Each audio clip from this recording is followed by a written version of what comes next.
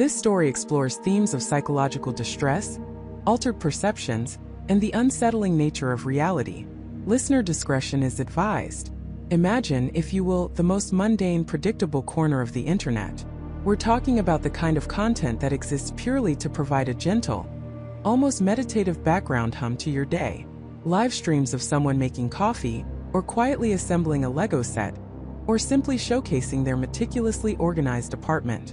This was the world of Alex Chun, a world of comfort, predictability, and millions of loyal viewers who tuned in for his calming presence and his utterly normal life.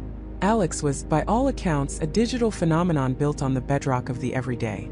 He wasn't a gamer with lightning reflexes, or a vlogger chasing extreme adventures. Alex was the guy who could make a 5-minute segment on watering his houseplants feel like a profound spiritual journey. His streams were a digital bomb, a quiet escape from the chaos of the world. And his apartment, a perfectly curated space in a bustling American city, was practically a co-star in his show. Every piece of minimalist furniture, every art print, every perfectly positioned houseplant was familiar to his audience, a testament to his understated aesthetic. It was a Tuesday afternoon just like any other. Alex was live as usual, streaming from his living room. The topic of the day was a minor redecoration project. He just hung a new piece of abstract art above his sleek, mid-century modern credenza, and he was excitedly yet softly describing the artistic intention behind it. His chat was a river of emojis and gentle affirmations, the digital equivalent of a contented purr. Sarah Miller, a longtime subscriber and self-professed Alex Chun superfan, was tuned in, a cup of lukewarm coffee forgotten beside her keyboard. She liked Alex because he was real, he was grounded. His streams were her comfort food. Alex zoomed in on the painting, then panned slowly across his living room, giving his viewers a full sweep of the updated space. He narrated in his usual calm, measured tone, pointing out the subtle shifts in light, the way the new piece complemented the existing decor. It was during this slow pan, as the camera drifted across the polished surface of a large antique mirror propped against the far wall, that it happened. Flicker. So brief, so fleeting, that Sarah almost dismissed it as a glitch in her own internet connection. A momentary shimmer, like heat haze rising from asphalt, but contained entirely within the reflection of the mirror. It was gone before her brain could even register what it might have been. She blinked, rubbed her eyes. Had she imagined it? She glanced at the chat, but no one else seemed to have noticed anything. It was still flowing with comments about the perfect throw pillow, or the ideal shade of wall paint. Sarah shook her head and refocused on the stream. Must have been her eyes playing tricks. Alex, oblivious, continued his tour. He walked towards his compact, open-plan kitchen, describing the new set of ceramic mugs he'd acquired. The camera followed him, showing the gleaming stainless steel appliances, the pristine white countertops. As he reached for a mug from an open shelf, the camera caught a glimpse of the kitchen window, which overlooked a narrow alleyway between his building and the next. And there it was again, clearer this time. In the reflection of the window, for maybe a full second, the alleyway outside looked wrong. Not just different, but fundamentally off. The brickwork of the neighboring building seemed older, darker, almost crumbling. The fire escape, usually a dull metallic gray, was rusted to a deep, angry orange. And instead of the usual overflowing dumpster and a couple of stray cats, there was a single, tall, impossibly thin figure standing perfectly still, draped in what looked like heavy, dark fabric, staring directly into the window. Its face was obscured by shadow. Sarah gasped, a sharp, involuntary sound that made her own cat jump. Her fingers flew to her keyboard. "Did anyone else see that?" she typed, her heart hammering against her ribs. The chat, however, continued its placid flow. "Love the mugs, Alex. Where did you get that kettle? So cozy." Alex, meanwhile, was holding up a mug, smiling faintly. "And these I found at a local artisan market last weekend. They're surprisingly lightweight, but very durable."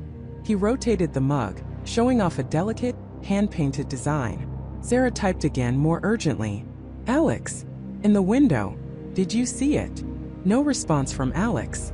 He was looking at his main monitor, engaging with the general chat, not specifically looking for individual panic messages. The chat was moving too fast. A cold dread began to coil in Sarah's stomach. It wasn't a glitch. It was too specific, too detailed. And Alex, her calm, observant Alex, hadn't noticed a thing. The figure in the alleyway had been undeniably there, reflected in the glass, a stark, unsettling image against the familiar backdrop of his kitchen. Alex moved back into the living room, heading towards the large, floor-to-ceiling window that offered a panoramic view of the bustling city street below. "And finally," he said, his voice a soft murmur, "I wanted to show you the view. It's truly one of my favorite parts of this apartment. The energy of the city, even from up here, is just incredible." He positioned the camera, carefully angling it to capture the vibrant tableau outside. And as the lens focused as the stream updated to display the street below, Sarah felt a scream catch in her throat. For Alex, apparently, the view was perfectly normal. He described the yellow cab snaking through traffic, the steady stream of pedestrians, the familiar neon glow of a coffee shop sign across the street, the distant murmur of sirens. "You can almost feel the pulse of the city from here," he said, a contented sigh in his voice. "It's a beautiful chaos." But what Sarah and likely millions of others were seeing was anything but beautiful chaos. The street below was wrong. Terribly, profoundly wrong. The yellow cabs were gone, replaced by strange, boxy contraptions that seemed to run on some unknown fuel, emitting an eerie, silent glide instead of the rumble of an engine. The pedestrians weren't wearing modern clothes. They were cloaked in dark, heavy garments, their faces obscured by deep hoods. They moved with a peculiar, almost synchronized slowness, their steps unerringly quiet on what looked like cobbled streets, not asphalt. The familiar coffee shop sign was replaced by a flickering, ancient-looking lantern, casting a sickly greenish glow on a building that seemed to be made of rough-hewn stone, not glass and steel. And the distant murmur of sirens? It was a low, resonant hum, like a forgotten chord struck deep beneath the earth. The sky itself was a bruised, purplish gray, not the soft blue Alex was describing. There were no lights in the windows of the buildings across the street, only an oppressive, uniform darkness.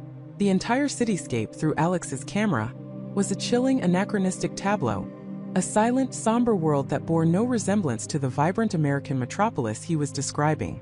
The chat, which had been dismissive of Sarah's earlier warnings, was now a torrent of frantic, disbelieving messages. "What is that?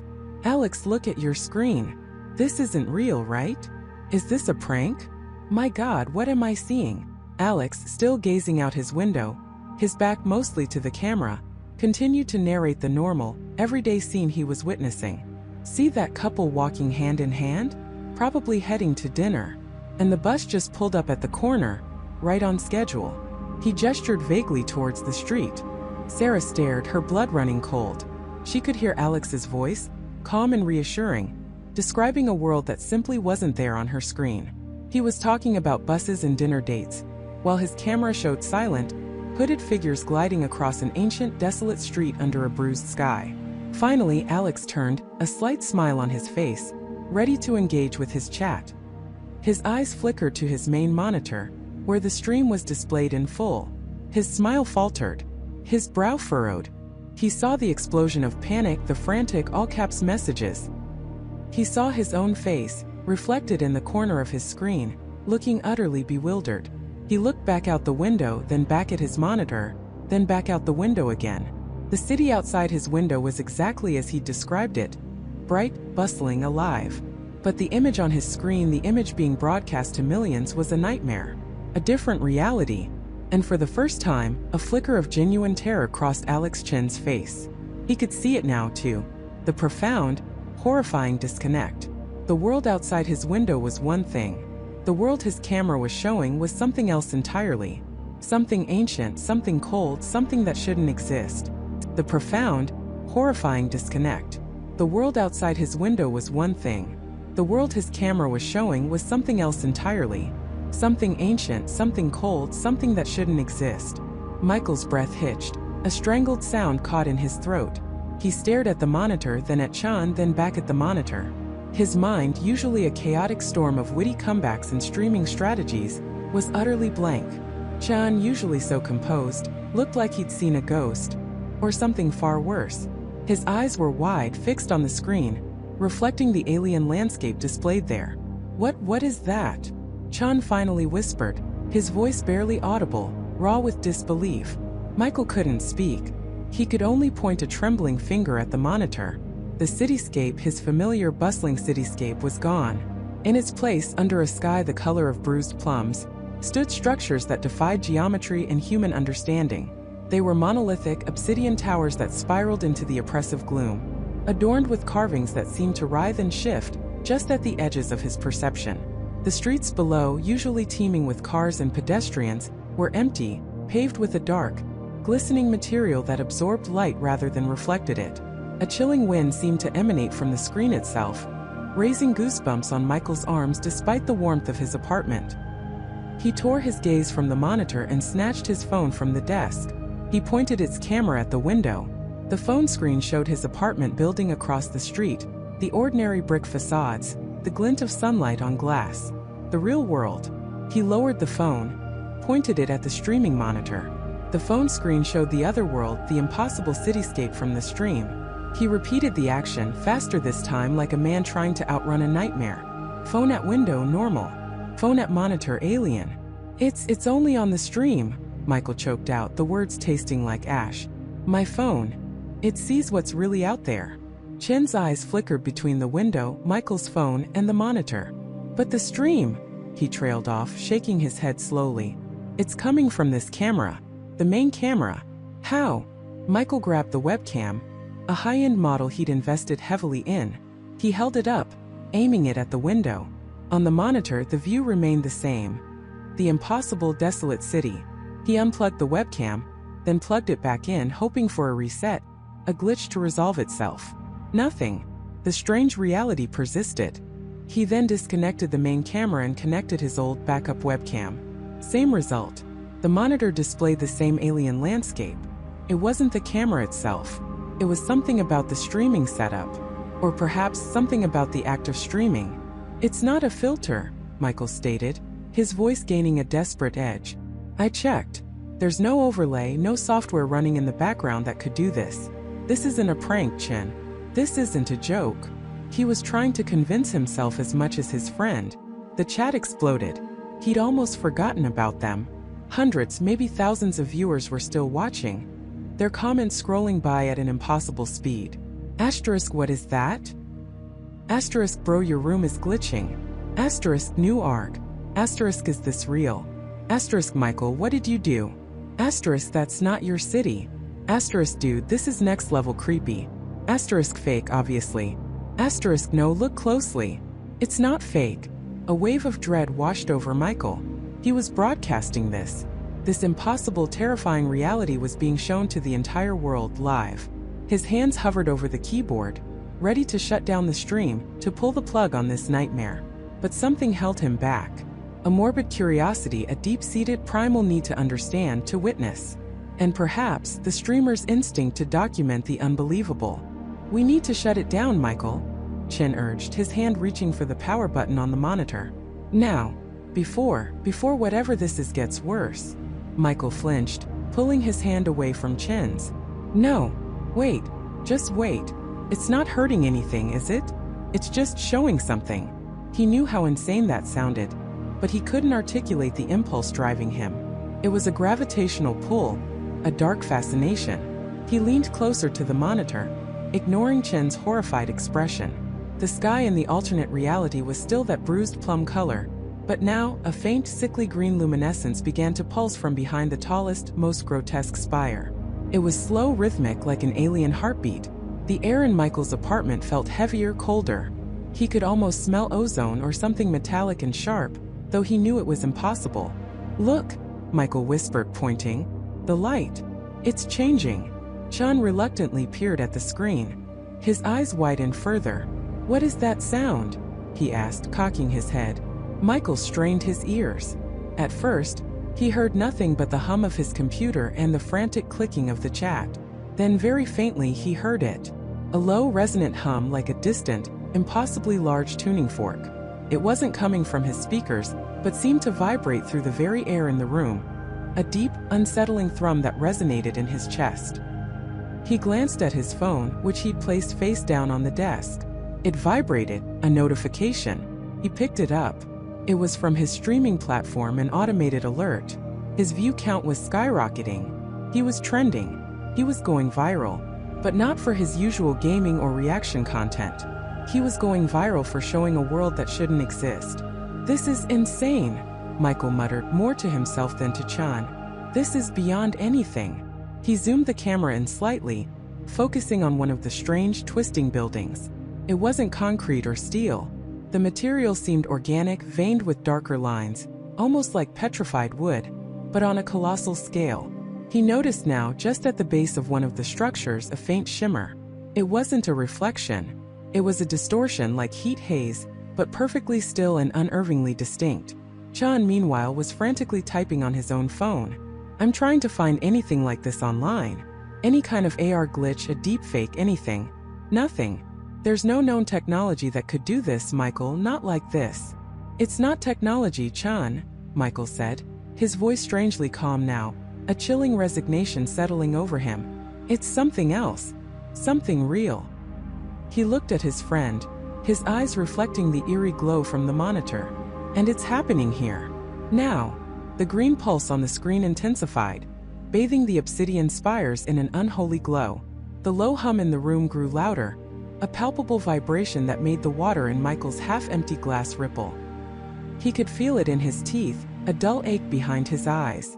Suddenly, a new comment flashed across the screen, briefly cutting through the chaos of the chat. It was from a user Michael recognized, a longtime subscriber named Sarah_Explorer, known for her sharp observations and skepticism. Michael, look at the shadow. Top right. Moving. Michael's eyes snapped to the corner of the monitor. He saw it. A vast, amorphous shadow, impossibly deep, detaching itself from the colossal spire and beginning to drift across the plum-colored sky. It moved with a slow, deliberate grace unlike any cloud, unlike any known aerial phenomenon. It was too perfect, too absolute in its darkness. And as it drifted, the pulsing green light seemed to follow it, illuminating its edges, revealing a form that was not solid, not gaseous, but something in between. Something that defied the very laws of physics as he understood them. The hum in the room intensified to a low roar, almost painful. The objects on Michael's desk rattled faintly. The air grew heavy, thick with that metallic, unknown scent. Michael felt a sudden, intense pressure build in his head, like his skull was being squeezed from the inside. He instinctively reached out, clutching the edge of his desk, knuckles white. "Michael!" Chan yelled, his voice strained, his hands clamped over his ears. "Shut it off. This isn't safe." But Michael couldn't move.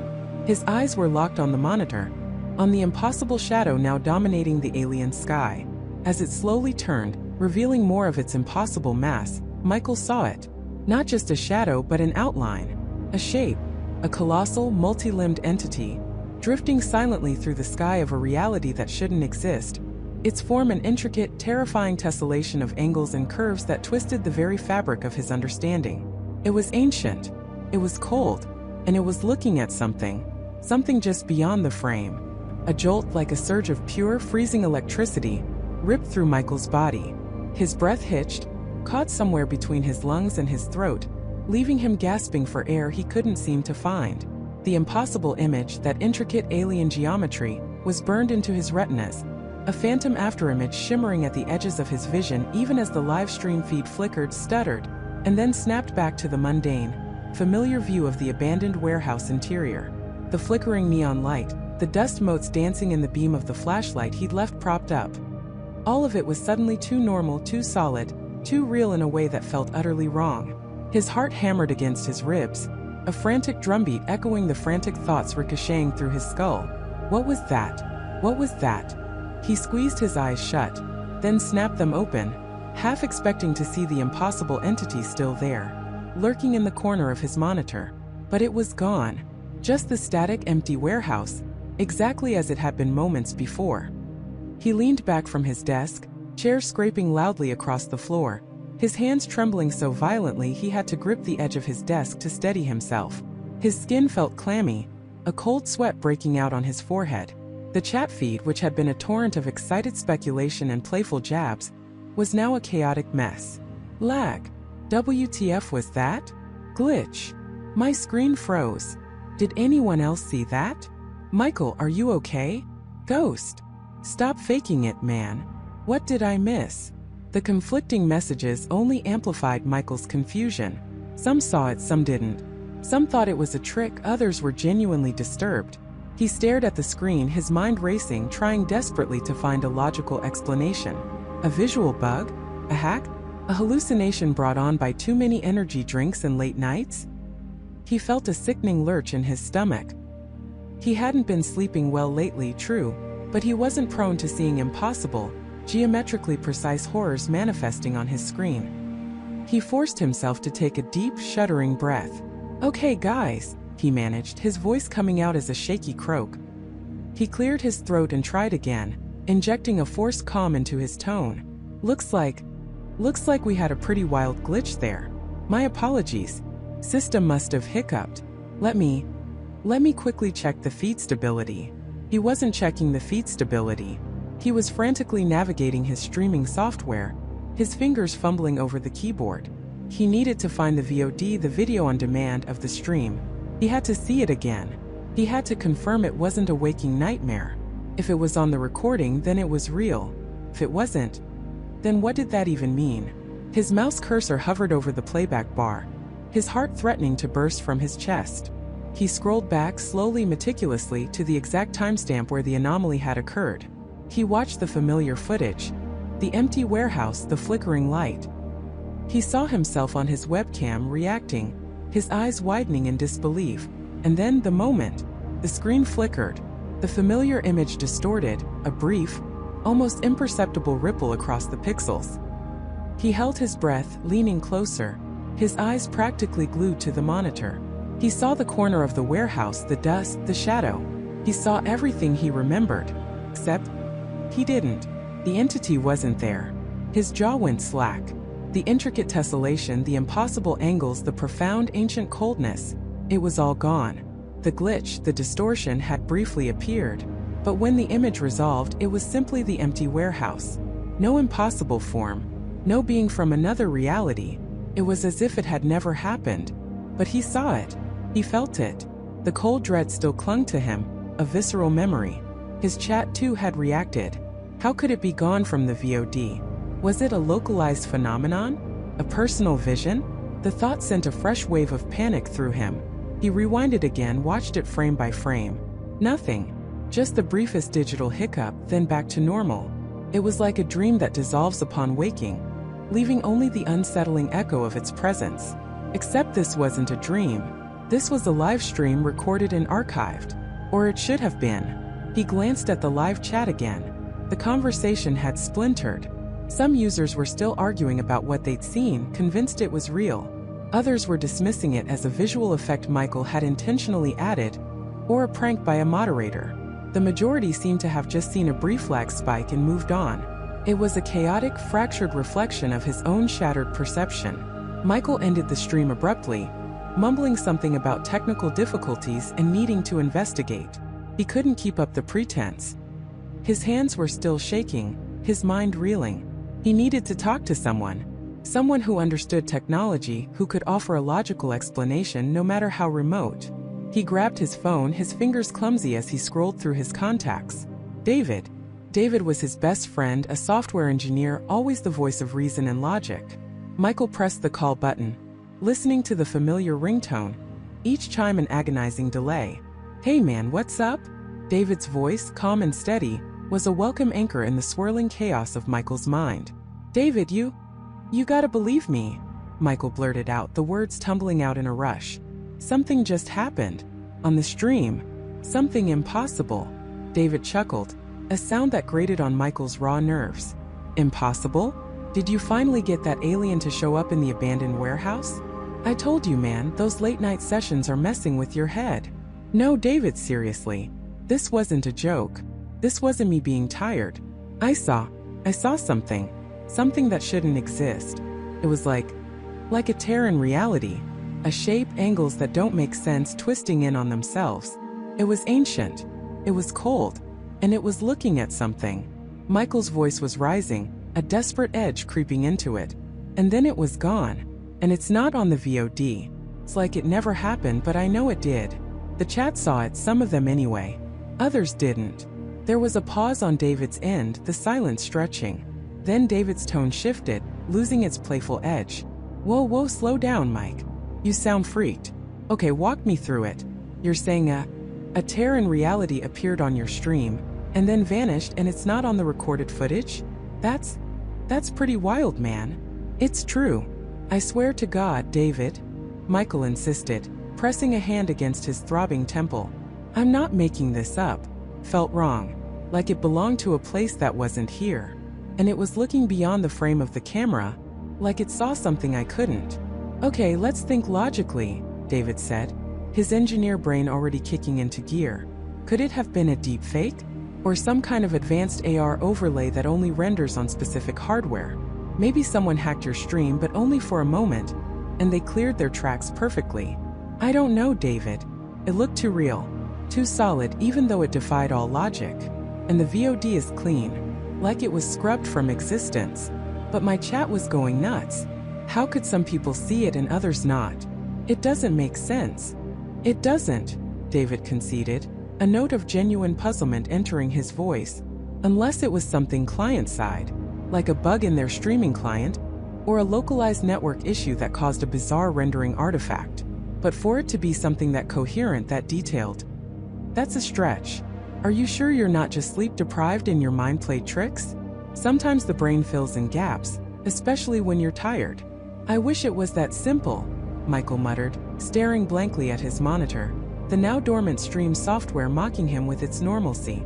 But this felt different. And it's not just the image, David. It's how I feel now. Like the air is thinner. Like everything around me is just a little bit off. He took a shaky breath, trying to articulate the subtle shift he felt in the very fabric of his everyday life.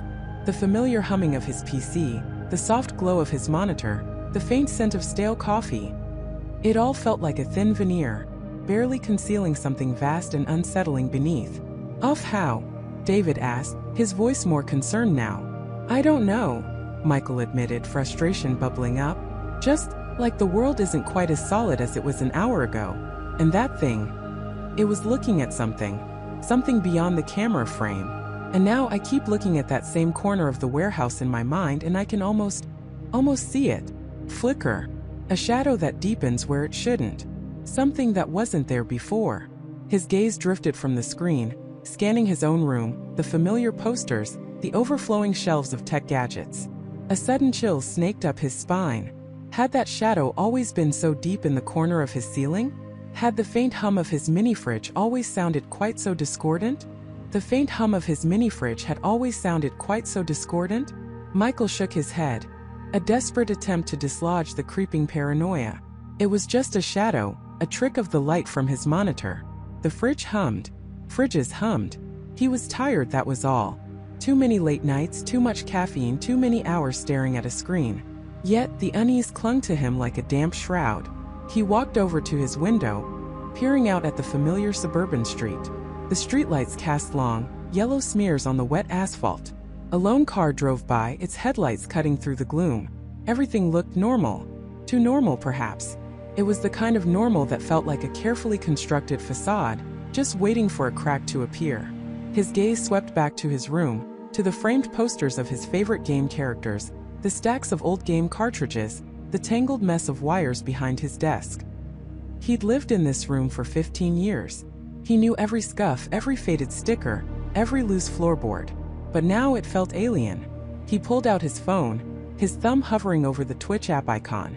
The VOD, the video on demand of his own stream, was still processing. He needed to see it. He needed to prove to himself that he was just overreacting, that the glitch was momentary, a simple technical hiccup. He paced, the floorboards creaking under his weight, each sound amplified in the sudden silence of his apartment.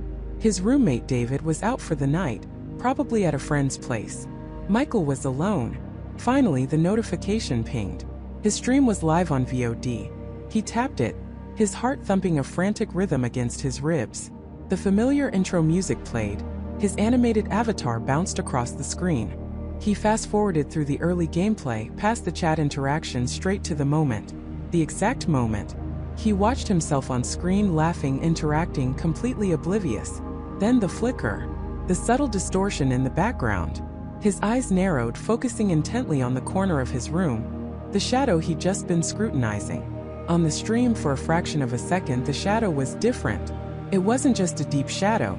It had a texture, a faint, almost imperceptible ripple, like heat rising from asphalt but in the dark. And the hum of the mini-fridge, when isolated from his microphone's noise gate, carried a faint, almost subliminal buzz beneath its usual drone. A buzz that sounded less like machinery and more like a frequency. He paused the video, rewound, and played it again. And again. Each time the subtle distortion seemed clearer, more defined. It wasn't a trick of his tired eyes. It was there.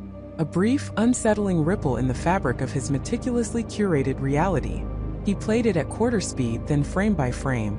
The ripple lasted for maybe 10 frames, less than half a second. But it was unmistakable.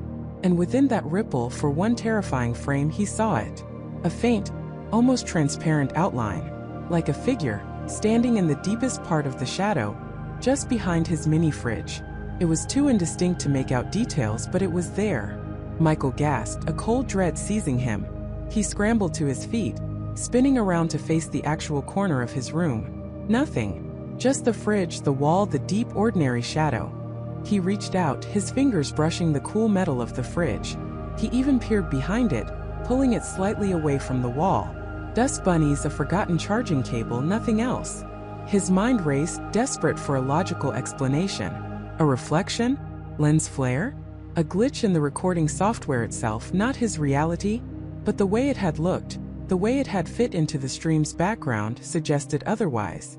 He opened a new tab, typing Twitch stream background glitch into the search bar. Pages of forum posts and tech articles loaded, mostly dealing with green screens, poor lighting, or faulty webcams.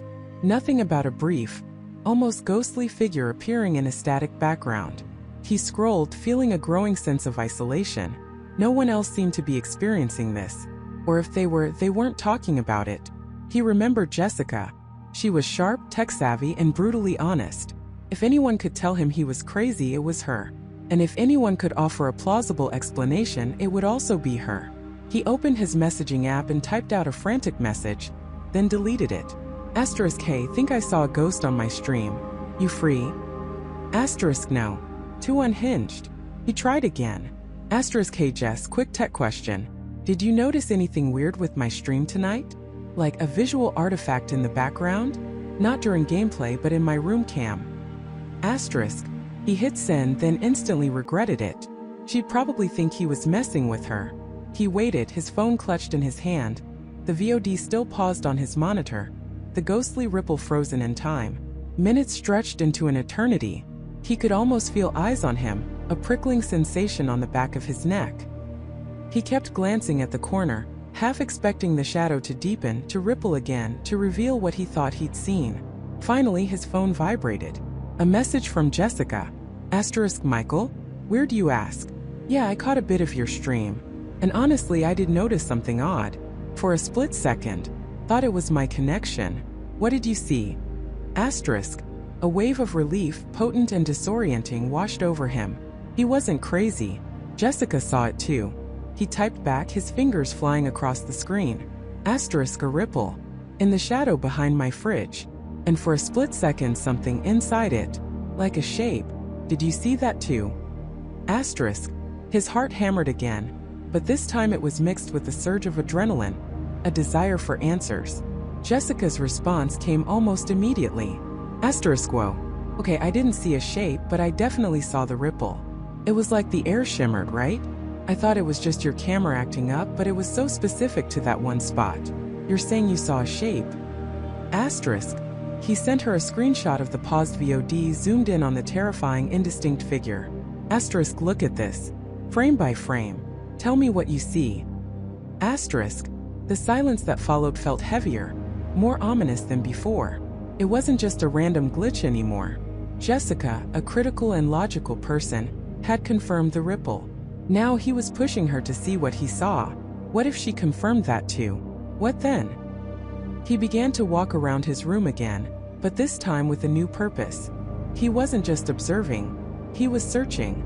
He ran his hand along the wall behind the fridge, feeling for any unusual texture, any hidden compartment. Nothing. He checked the floorboards, the ceiling. He even pulled out his old DSLR camera, a relic from a brief photography phase, and set it up on a tripod, pointing directly at the corner. He hit record, letting it capture the static image of his room, the shadow, the fridge. He'd compare it to the VOD frame by frame, pixel by pixel if he had to. While the camera recorded, he went back to his computer. Jessica still hadn't replied. The silence was unnerving. He opened up the VOD again, scrubbing back to an earlier part of the stream long before the glitch. He wanted to see if there were any precursors, any subtle hints he might have missed. He watched himself, lively and engaged, talking about his game. He glanced at the background, the familiar posters, the shelves. Everything seemed normal. But then as he watched, something new caught his eye. Something so minor, so easily dismissible that he almost scrolled past it. On one of his shelves, nestled between a stack of graphic novels and a limited edition action figure, was a small framed photo. It was an old picture of him and David as kids, grinning awkwardly at the camera. He'd had it there for years. But for a fleeting moment, about an hour before the main glitch, the photograph on the stream seemed different. The frame was slightly askew, not perfectly straight as he remembered it. And the photo itself, the one of him and David, seemed to have an almost imperceptible tint to it, a faint sepia tone it didn't possess in real life. It was a blink and you miss it detail, almost certainly a compression artifact or a trick of the light. But combined with the later ripple in the figure, it sent a fresh wave of unease through him. He looked over at his actual shelf. The photo was there, perfectly straight, its colors vibrant and true. He reached out and touched it, his fingers tracing the smooth glass. No sepia tone, no crooked frame. He was losing his mind. Or, his phone buzzed again, startling him. Jessica. Michael. I looked at the screenshot. Yeah, I see it. It's faint, really faint. But it's there. A silhouette. It almost looks human. What the hell is going on? This isn't just a glitch. This is unsettling. Have you noticed anything else? Anything at all? The finality of her words hung in the air, confirming his deepest fears. It wasn't a glitch. It was real. And Jessica saw it too. He hadn't noticed anything else. Not until now. The photo, the crooked frame, the sepia tint. He hadn't dismissed it as a glitch, not entirely. He had dismissed it as a figment of his imagination. But now, he started typing, his fingers trembling slightly. Jess, there's something else. Something I just noticed. An old photo on my shelf. Earlier in the stream it looked different. Crooked. Sepia. But it's not like that in real life. It's straight. Clear. He paused, his gaze sweeping across his room, suddenly seeing every object, every detail, through a new, terrifying lens. It's like, the stream isn't showing my room. It's showing a version of my room. A slightly altered version. And that ripple in the corner, I think it's where the two realities meet. He hit send, his breath catching in his throat. The idea, once a wild, impossible thought, now seemed chillingly plausible. A different reality. Coexisting. Bleeding through. And the live stream was a window to something that wasn't supposed to be seen. As he stared at the screen, waiting for Jessica's reply, his eyes fell on his reflection in the dark glass of his monitor. He saw himself, pale and terrified, behind him, his familiar room. But for a fleeting, horrifying instant, he thought he saw something else in the reflection. Something standing just behind his shoulder, barely visible. A shadow within a shadow, utterly still. He whipped around, his heart pounding like a drum. Nothing. Just the empty space of his room. He was alone. Or was he? The thought was a cold, sharp blade. What if the live stream wasn't the only window? What if some things could cross over, unnoticed, into his reality? And what if, just like the image in the corner, some things were only visible when you weren't looking directly at them? He felt a sudden, overwhelming urge to turn off all the lights, to plunge his room into absolute darkness, to hide from whatever was lurking in the periphery of his vision. But then an even more terrifying thought struck him. What if darkness was exactly what it wanted? What if darkness was exactly what it wanted? The thought was a cold, sharp blade plunged directly into Michael's chest, stealing his breath. His heart hammered against his ribs, a frantic drumbeat in the sudden, oppressive silence of his room.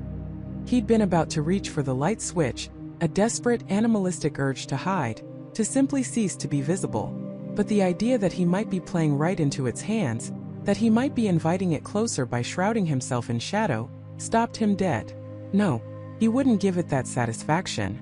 He wouldn't give it anything. Instead of turning off the lights, Michael's hand shot out, flicking on the small desk lamp he usually kept off, then the standing lamp in the corner. His room, typically bathed in the soft glow of his main overhead light, was now harshly illuminated, every corner, every shadow mercilessly exposed. He squinted against the sudden brightness, his eyes burning, but he welcomed the pain. It was real. It was tangible. Unlike the creeping dread, the phantom whispers, the impossible reflections. He scanned the room, his gaze darting from familiar object to familiar object, searching for any anomaly. His worn armchair, the overflowing bookshelf, the messy pile of clothes on his floor. All looked perfectly normal under the harsh light. Yet the air in the room felt thick, heavy, as if an invisible pressure was pushing down on him. A chill, colder than any draft, snaked up his spine, raising goosebumps on his arms. He felt watched, not just from the periphery, but from every direction, as if the very walls had grown eyes. His eyes landed on the camcorder, still perched on its tripod, its single lens staring back at him like a cyclopean eye. Was it a curse? Was it a gateway? Or was it, impossibly, his only ally, the only thing that could show him the truth, however terrifying? He approached it slowly, his movements stiff, as if wading through unseen resistance. He peered into the small black lens. Nothing. Just his own distorted reflection, a pale, wide-eyed stranger staring back. He reached out, his fingers trembling, and gently touched the cold metal casing. It felt charged, humming with an energy he couldn't name, a thrumming vibration that seemed to resonate deep within his bones. He knew he should turn it off. He knew he should pack it away, bury it in the deepest, darkest corner of his closet, or better yet, smash it into 1,000 pieces. But a morbid curiosity, an insatiable, terrifying need to understand, held him captive. He had to know. He had to see what it saw. Michael backed away from the camcorder, his gaze fixed on it. He fumbled for his phone, his fingers slick with sweat, and pulled up his own YouTube channel. He scrolled through his past live streams, his heart pounding with each click. He found the most recent one, the one where the glitches had become undeniable, where the shadowy figure had solidified into something truly monstrous. He hit play. The familiar intro music, a jaunty tune he'd chosen to evoke a sense of fun and approachability, now sounded like a mocking dirge. He watched himself, oblivious and smiling, chatting with his viewers, entirely unaware of the horror unfolding just inches behind his head. The video played, and then there it was. The first flicker. The distorted reality bleeding through. He saw his room warp, the walls twisting, the bookshelf bending at impossible angles. And then the figure. It was clearer now, even on the recorded playback. Taller, gaunter, its limbs elongated, its head tilted at an unnatural angle. It wasn't just a shadow anymore. It was a thing. And it was moving. In the recorded stream, the entity was standing just behind his chair, its head almost touching his own. Michael watched in horror as, in the distorted reality, its long skeletal fingers slowly reached out, hovering inches from his shoulder. He remembered the phantom cold, the inexplicable shivers he'd felt during that stream. He hadn't been imagining it. It had been there. He fast-forwarded, skipping past his own cheerful banter, his eyes glued to the background. The entity moved with a terrifying grace, gliding silently across his room in the camcorder's warped vision. It ran a hand along his wall, leaving shimmering trails in its wake, as if the very fabric of reality was tearing at its touch. It paused at his bedroom door, its head cocked as if listening. And then it turned its head slowly, impossibly, until its featureless face was staring directly into the camera lens. Directly at him, watching the stream. Michael gasped. A strangled sound caught in his throat. He paused the video, the frozen image of the entity's blank, terrifying gaze burning into his vision. It knew. Somehow it knew he was watching. Or maybe it had always known. He tried to rationalize it. It was a trick of the light, a digital artifact, a hallucination.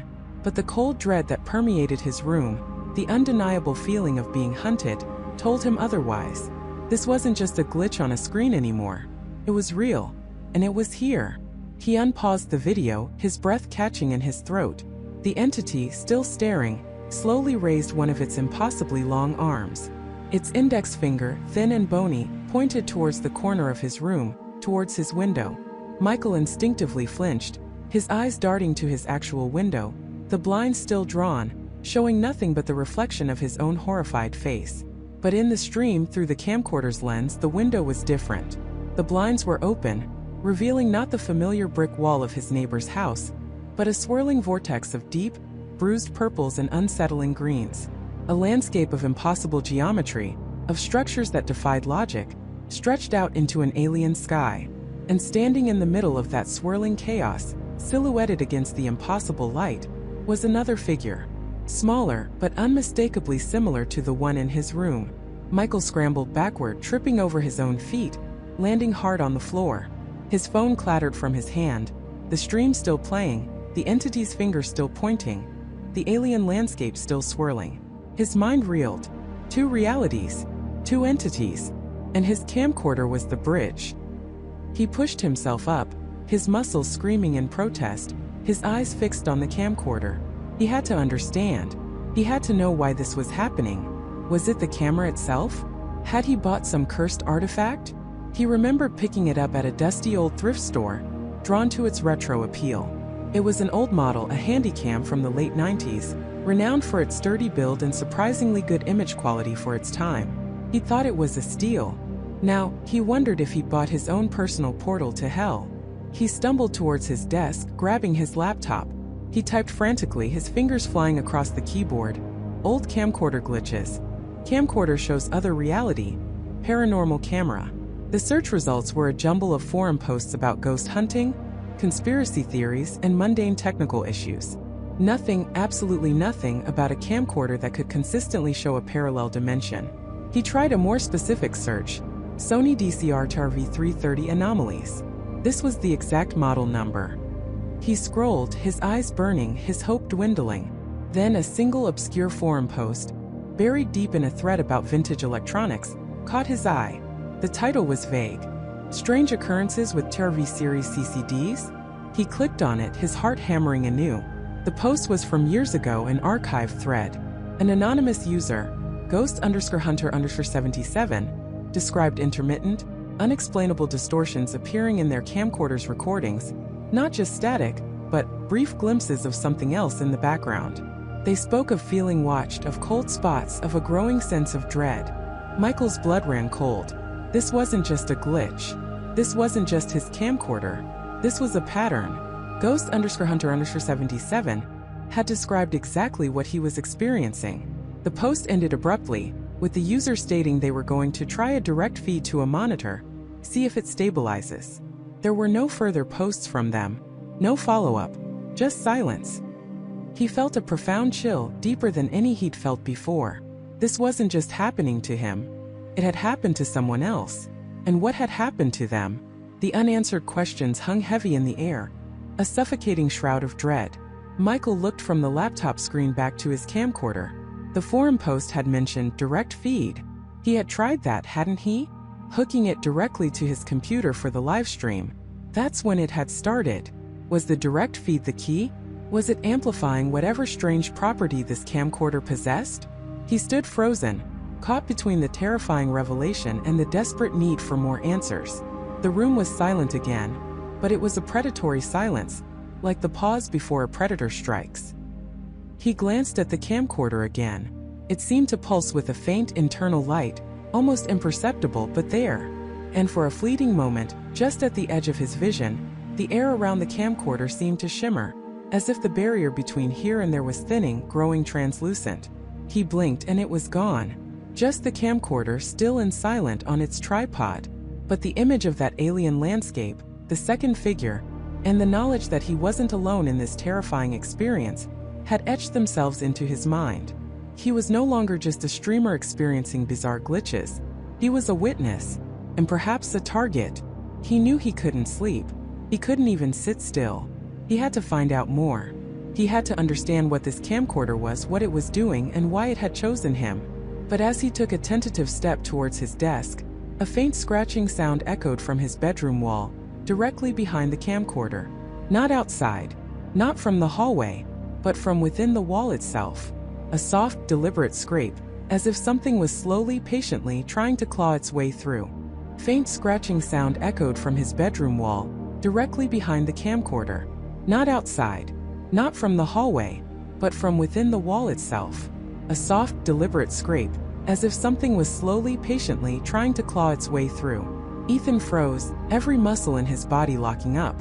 It was a sound that shouldn't be possible, a violation of the quiet sanctity of his room. He held his breath, straining his ears, half convinced it was just his sleep-deprived mind playing tricks, or the old house settling, or perhaps a particularly industrious rodent. He wanted it to be any of those things, desperately, but then it came again. A distinct rhythmic scrape, scrape, scrape. It wasn't scurrying, it was purposeful, and it was undeniably coming from the drywall directly behind the camcorder, the very spot where his impossible reflections seemed to anchor themselves. His eyes darted to the monitor, where his own pale, wide-eyed face stared back from the live stream. The comments were already a blur, a torrent of shocked disbelief. They heard it. His audience, tens of thousands strong, heard it too. It wasn't just in his head. Did you guys hear that? He croaked, his voice a strained whisper, barely audible over the sudden frantic pounding of his own heart. He tried to sound calm, but the tremor in his throat betrayed him. The scratching stopped. Silence descended once more, thicker and heavier than before, suffocating him in its sudden absence of sound. Ethan stood rigid, listening so intently he could hear the blood rushing in his ears. 1 minute stretched into 2, then 3. He slowly exhaled, trying to convince himself it was over, that it was nothing more than a fleeting anomaly. Then a new sound, softer this time, like a hesitant fingernail dragging across a sheet of plaster. It was coming from a specific point about eye level, slightly to the left of where the camcorder was aimed. He took a hesitant step forward, reaching out a trembling hand, pressing his palm flat against the cool, solid drywall. Nothing. But then a faint vibration, a subtle hum, resonated against his skin, perfectly synchronized with the soft, almost shy scraping.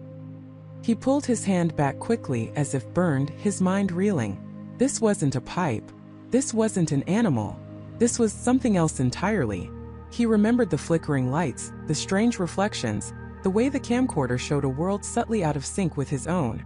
Could this be another manifestation? A bridge forming not just through light and reflection, but through physical matter itself? He turned back to the camcorder, to the stream. His viewers were screaming in the comments, urging him to investigate, to run, to smash the wall. "Okay," he said, trying to steady his voice, though it still wavered. "Okay, I heard it too. It's just the house settling, I guess. Old houses make noises." He knew it sounded hollow, even to his own ears. He tried to laugh, a forced, brittle sound that died in his throat. The scratching grew bolder now, more insistent. It was no longer a soft scrape, but a rhythmic rip and tear. Like something sharp was being dragged repeatedly over a surface, slowly, methodically, wearing it down. He could almost visualize it. A jagged claw, a sharpened edge, patiently working its way through plaster, through insulation, through wood. A thin, almost invisible hairline crack appeared on the wall, directly where the sound originated. Ethan stared at it, transfixed. A tiny spiderweb fracture spreading outward slowly, almost imperceptibly, like a living thing. He shone his phone's flashlight on it. The crack deepened, revealing a faint, dark shadow beneath the surface. The scratching intensified, no longer a scrape, but a frantic tearing, a desperate scrabbling.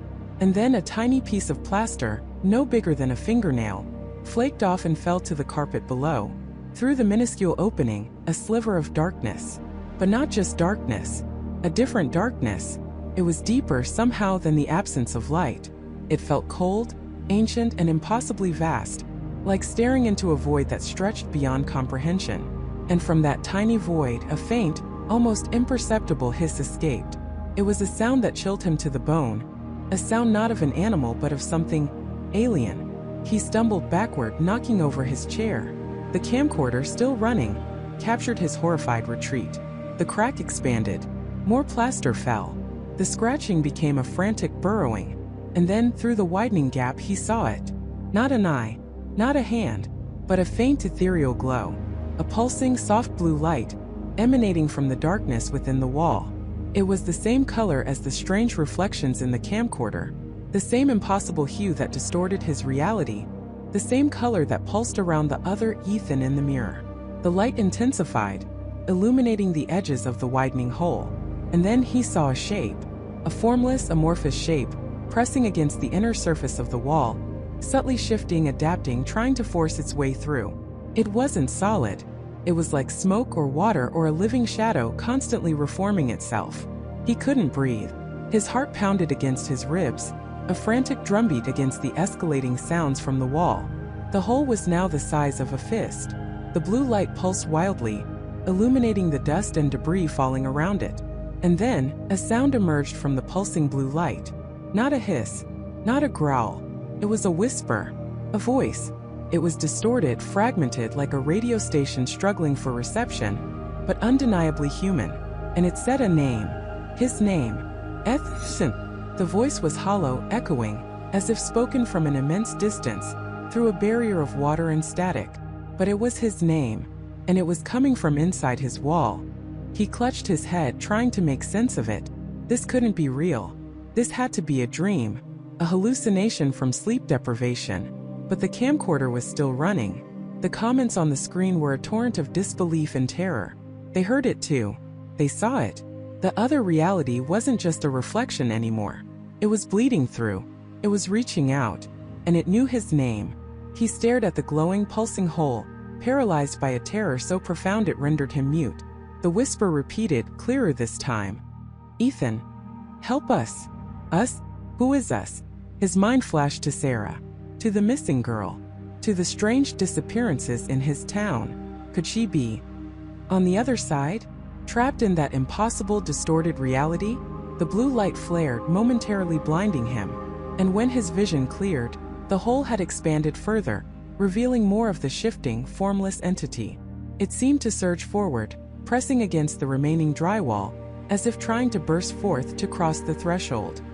He felt a cold draft, a sudden drop in temperature, even though his window was closed. The air itself felt heavy, charged with an unnatural energy. He could hear a faint, distant cacophony of sounds from the other side now, muffled screams, distorted laughter, a low guttural roar that sent shivers down his spine. This wasn't just a reflection. This isn't just a glitch. This was a breach, a gateway, and something was desperately trying to get through. Or perhaps someone. The entity in his wall seemed to coalesce, its form becoming slightly more defined, like a silhouette trying to sharpen in the blue light.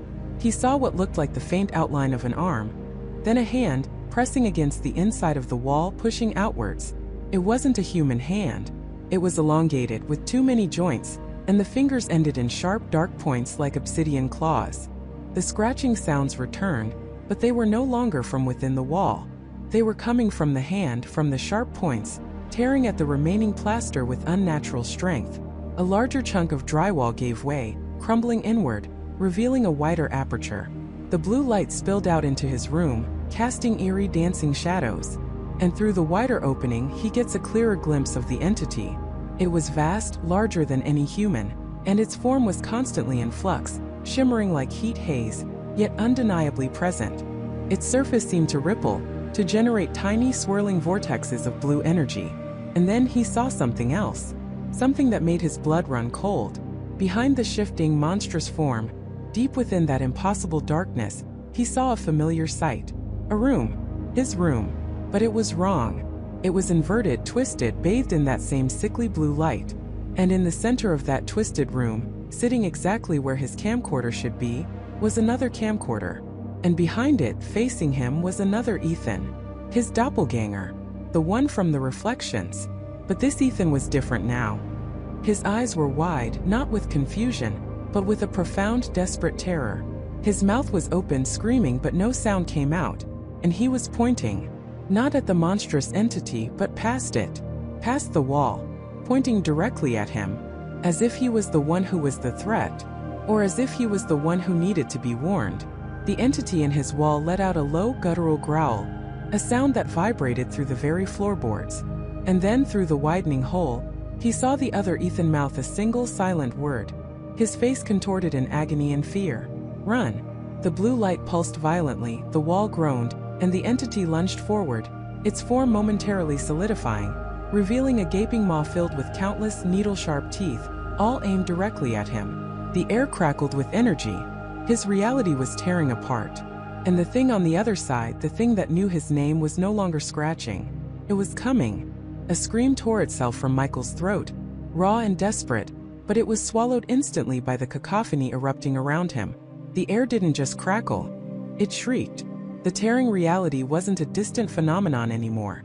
It was consuming his apartment, warping the familiar into a nightmare. The walls, the ceiling, even the floorboards beneath him seemed to ripple like water, their solid forms dissolving into shimmering distortions.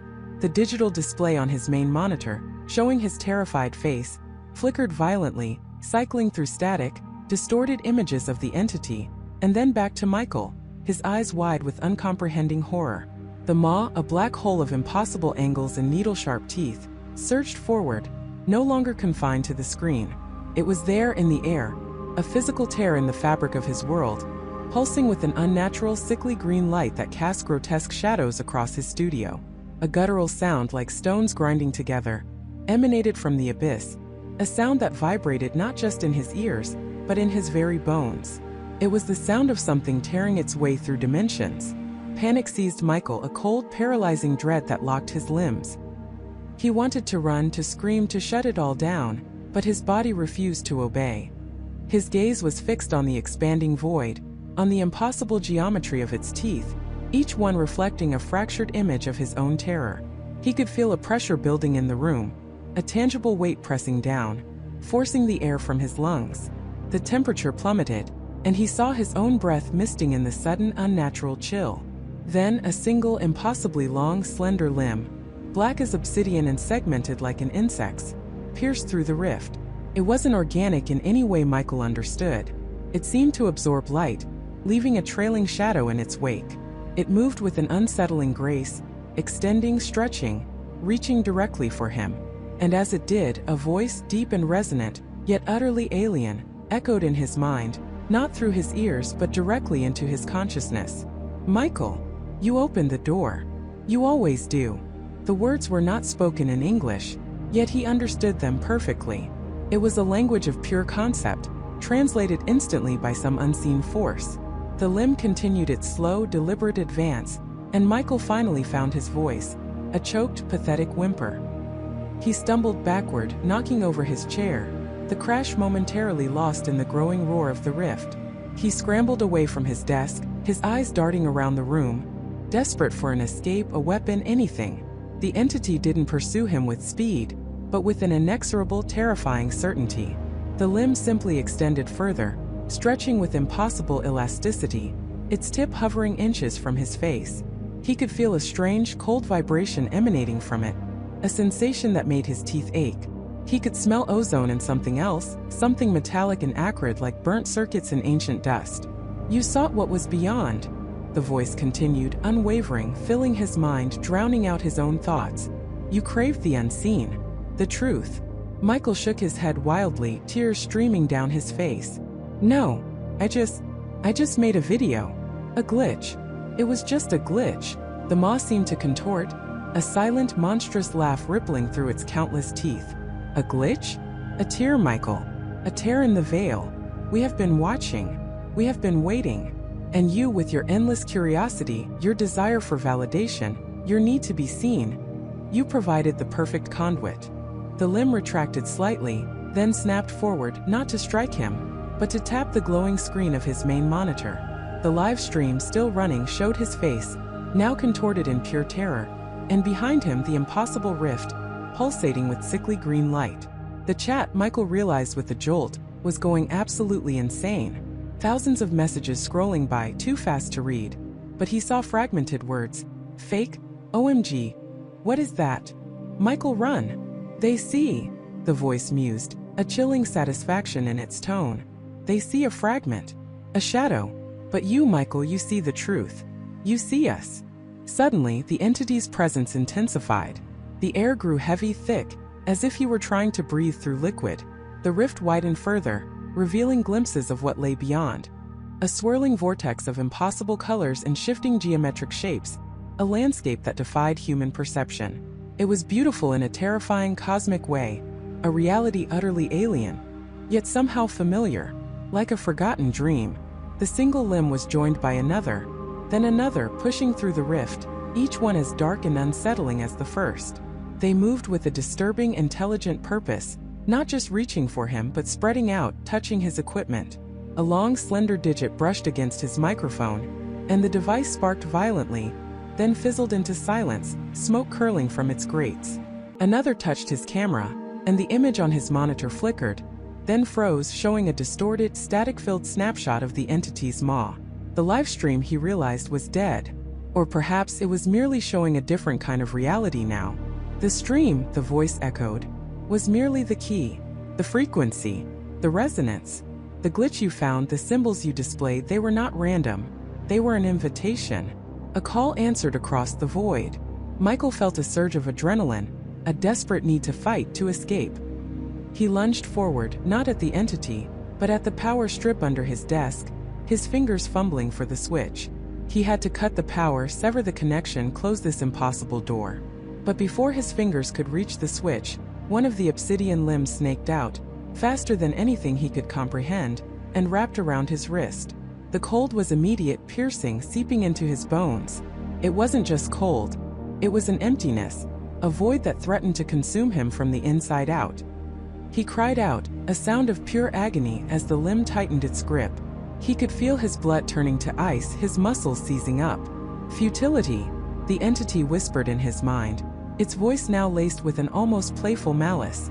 You cannot close what has already been opened. This is not a malfunction, Michael. This is a convergence. He was being pulled slowly, inexorably towards the expanding maw. The sheer force was immense, irresistible. He dug his heels into the floor, scraping against the wood, but it was useless. His entire body was screaming, protesting against the unnatural strain. He could see into the rift now, not just glimpses but a full, terrifying panorama of that other reality. It was a place of pure thought, of shifting consciousness, where form and meaning were fluid.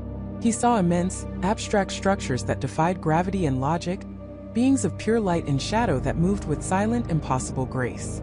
He saw Sarah. Her face, distorted and terrified, appeared within the swirling chaos of the other dimension, her eyes wide with a familiar horror. She wasn't just an image. She was there, a part of that reality, trapped or perhaps consumed. Her mouth opened but no sound came, only a silent, desperate scream that reverberated in his mind. Sarah, Michael gasped, his voice barely a whisper, the name a desperate plea. The entity's grip tightened, pulling him closer, until his face was inches from the edge of the rift. The heat from the maw was now intense, a burning sensation that scorched his skin. The air shimmered, and he saw his own reflection in the obsidian surface of the entity's limb, his face a mask of utter despair. She merely glimpsed the truth as you did, the voice explained, its tone devoid of empathy. A precursor, a scout, but you, Michael, you are the gateway, the bridge. He was being absorbed, not just pulled but dissolved. He could feel his physical form beginning to unravel, his atoms vibrating, threatening to break apart. His arm, still held fast by the entity, felt like it was stretching beyond its limits, becoming thin, translucent. The room around him was now a blur of warping light and impossible shadows.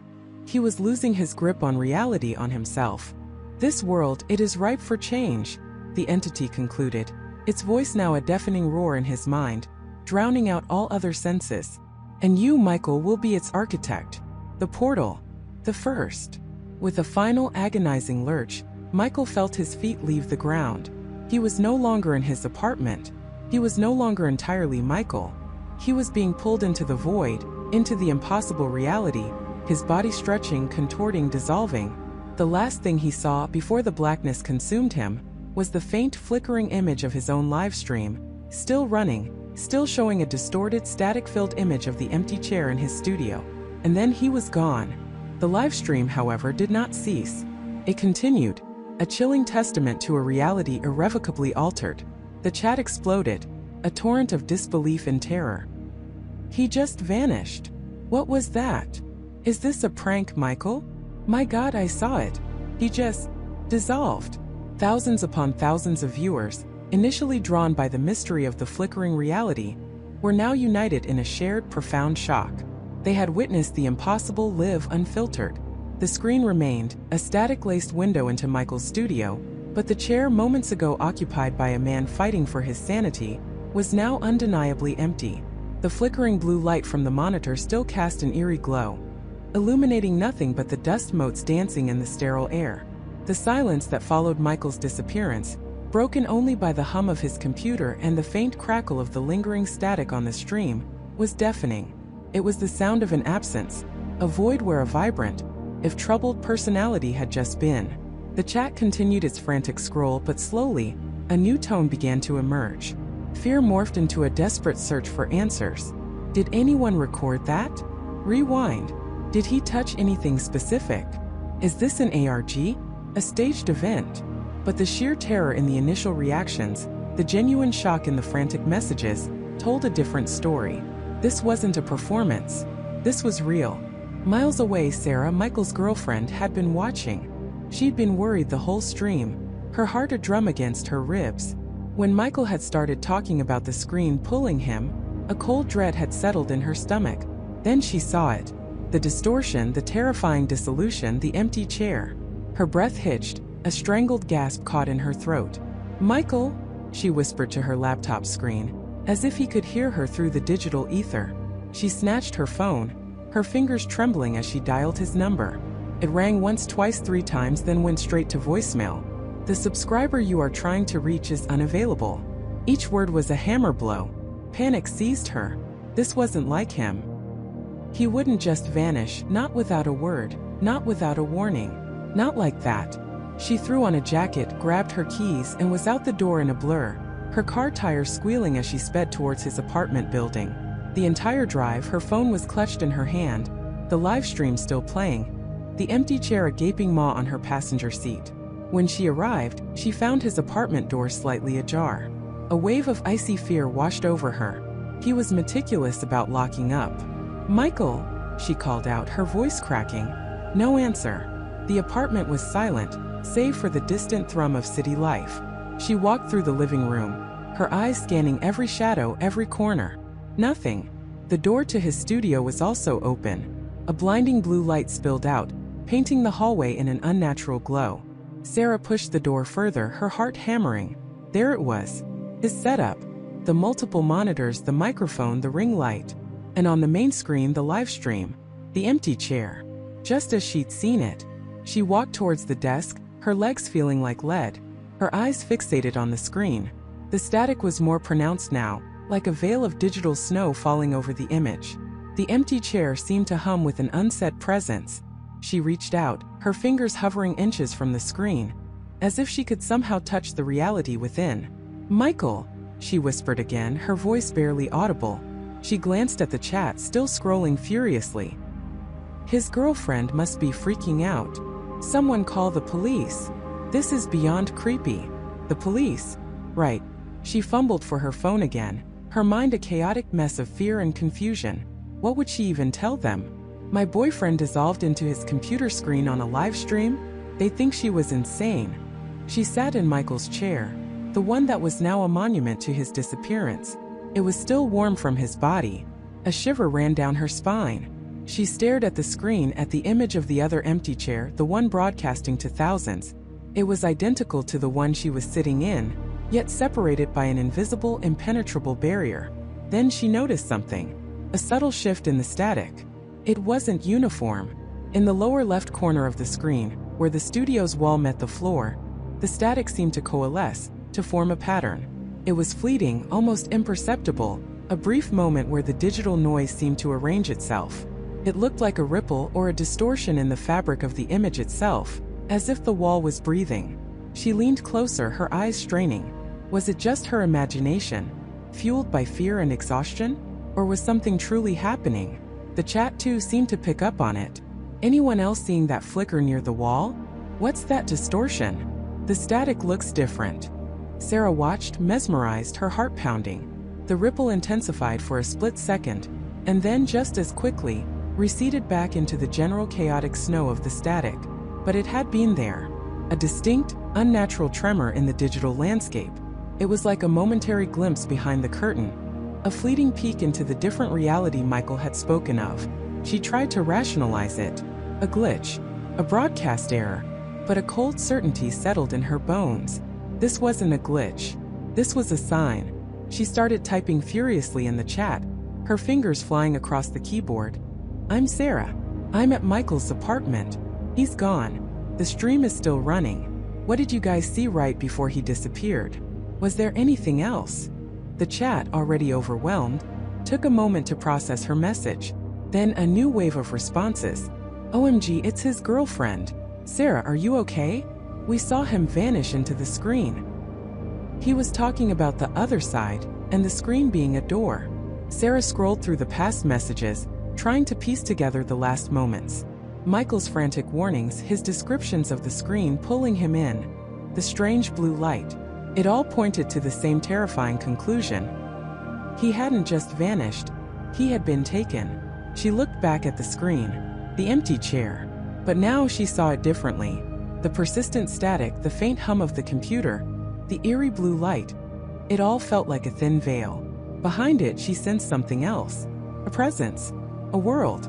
A faint, almost subliminal sound then reached her ears, not from the room, but through the computer's speakers, from the live stream itself.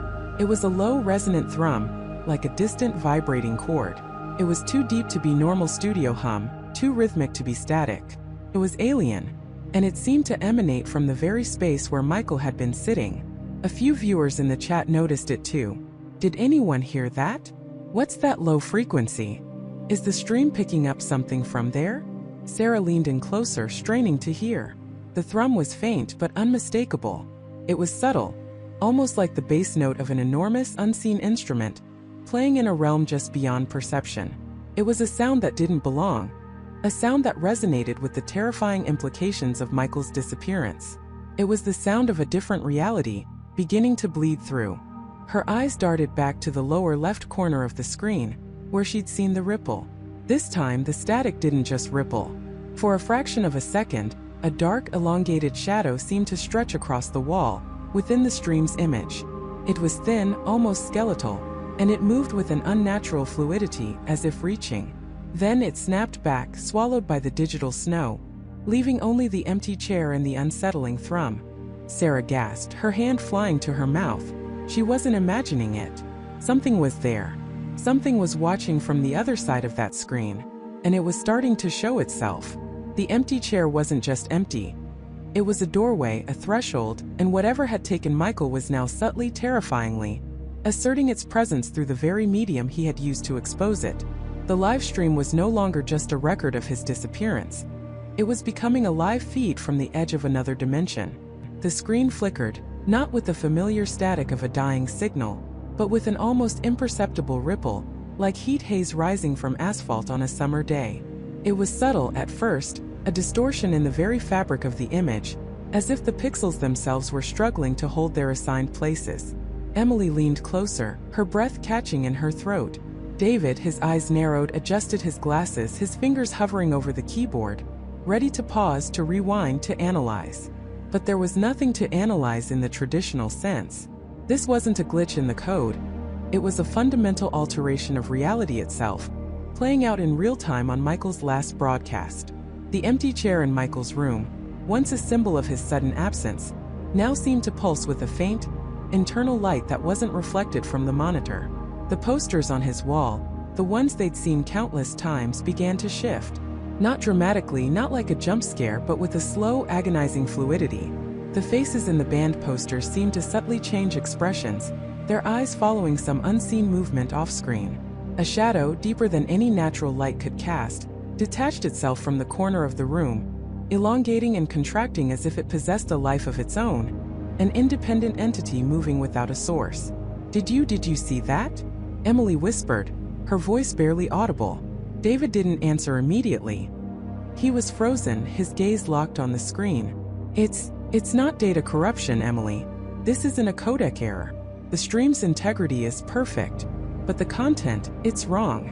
As he spoke, the ambient hum of the room, usually a constant, almost imperceptible background noise from Michael's computer, began to warp. It deepened, then lightened like a frequency being slowly tuned, shifting through layers of sound that didn't belong to their world. A low thrum, like a distant, massive engine, vibrated through the speakers, then faded, replaced by what sounded like faint, discordant chimes, almost musical, yet utterly alien. It was the sound of a space that wasn't meant to be heard, leaking into theirs. Then came the rustling. It was soft, like leaves skittering across a pavement on a windy autumn day, but it emanated from inside Michael's empty room, from the very spot where his desk stood.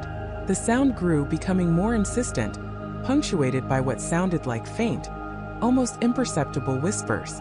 They were too indistinct to make out words, but the sheer presence of them, the implication of voices in a room known to be empty, sent a chill straight to Emily's bones.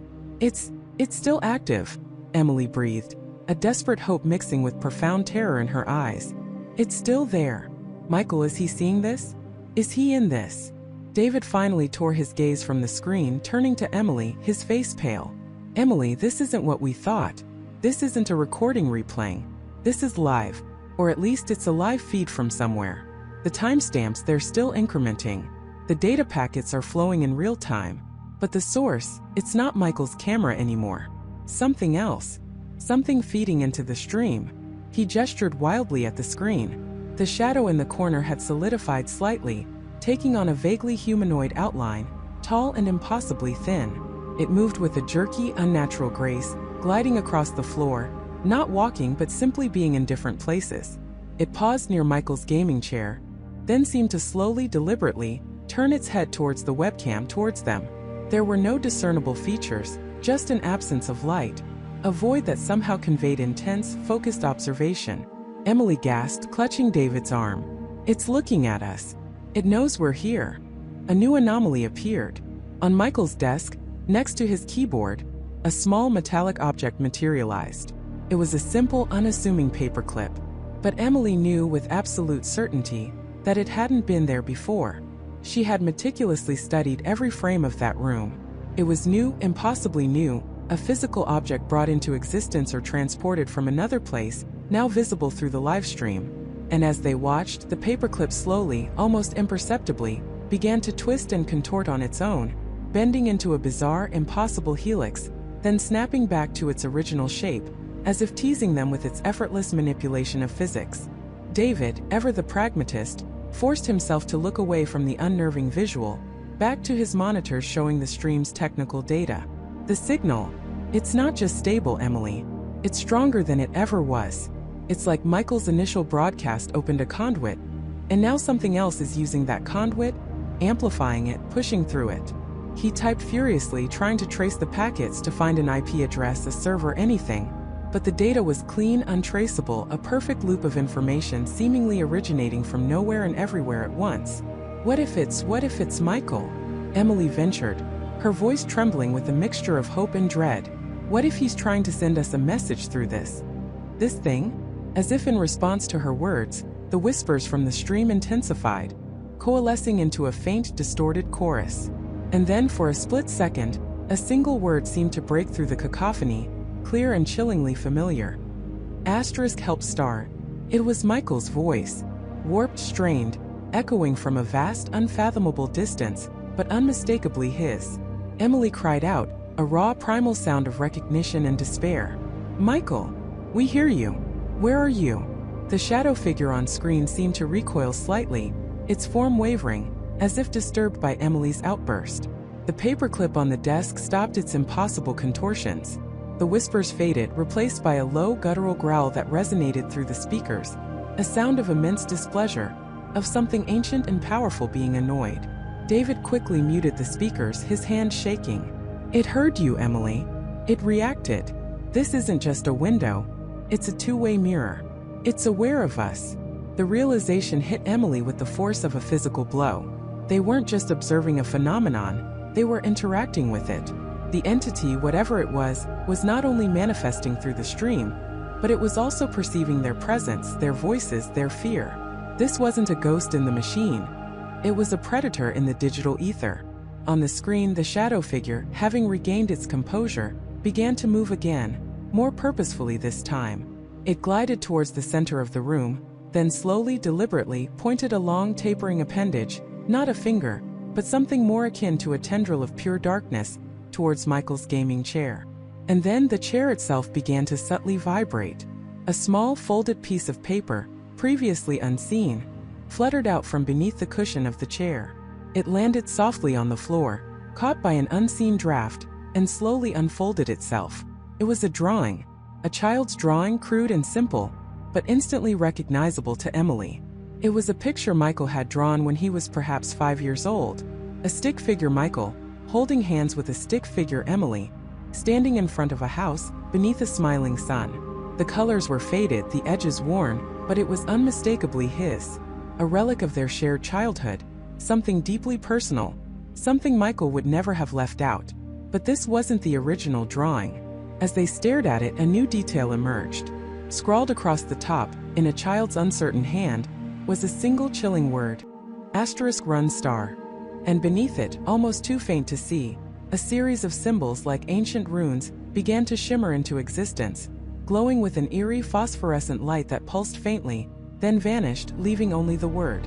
Emily felt a cold dread spread through her veins. This wasn't a message from Michael trying to escape. This was a message to Michael, or perhaps to them, from the entity itself, using Michael's personal history as a weapon. It was a demonstration of its power, its intimacy with Michael's life, its ability to pluck objects from his past and manipulate them in the present. It was a warning, a threat, and a declaration. *, we know you. We have him. And we know you're watching. *. David, ever the analyst, was trying to process the sudden appearance of the drawing, the impossible message, the sheer violation of it. It's accessing his memories, his objects. It's using them against us. It's showing us that it has complete access to Michael, to his very essence. He swallowed hard, his voice barely a whisper. This isn't just about a signal, Emily. This is about consciousness. It's about something that can reach across dimensions, not just to observe but to interact, to manipulate. And it's doing it through Michael's stream. It's turning his platform into its own, into a gateway. The image on the screen began to destabilize again, but this time it was different. It wasn't static or noise. It was as if the room itself was dissolving, peeling away in layers, revealing glimpses of something else beneath. Flashes of impossible architecture, structures that defied geometry, fleeting visions of vast, empty landscapes under a sky of swirling, non-existent colors. And then, in the midst of the chaos, a brief, horrifying vision: Michael. He was there, suspended in what looked like a void, his eyes wide with terror, his mouth open in a silent scream. His body was subtly distorted, elongated, as if stretched thin by an unseen force. He was reaching out, his hand grasping at something just out of frame, something that seemed to be pulling him deeper into the swirling abyss.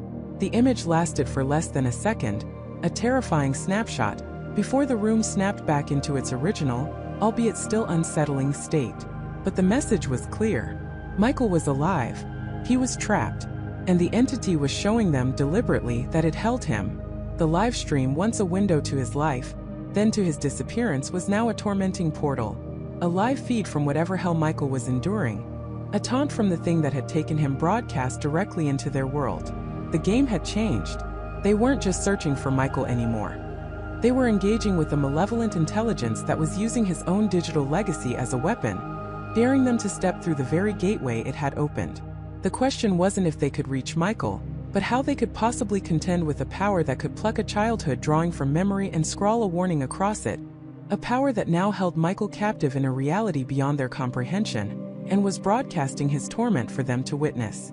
The next move was theirs, but the rules of this terrifying game had just been rewritten by an unseen, unimaginable opponent. The chat exploded, a frantic, illegible scroll of fear and outrage. What is this? Michael! They have him! Jessica's hands trembled, hovering over her keyboard, unable to process the new image on screen. Michael was no longer in his apartment. He was somewhere else entirely, a place that defied logic and physics. The room was a sterile white void, yet the walls seemed to ripple, as if made of liquid light. There were no doors, no windows, just Michael suspended a few inches off the floor, his face contorted not in pain, but in a profound, soul-crushing despair.